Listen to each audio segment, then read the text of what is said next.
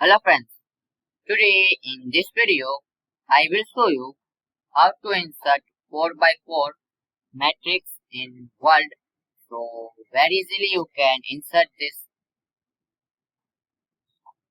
matrix 4 by 4 in Word. So firstly click on insert. Now click on equation.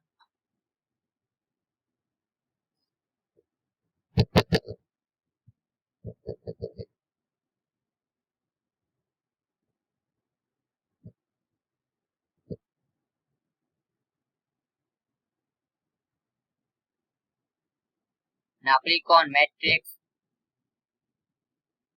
and here select 3 by 3 empty matrix. So just select it and now click on here and give column and same here. Close the bracket, click on here and close it, the bracket, and now press this space bar. To you see here this type of bracket will be showing. Press this space bar and now need to right click on it. You see here dot this box, right click on it, insert row before, and again right click on it,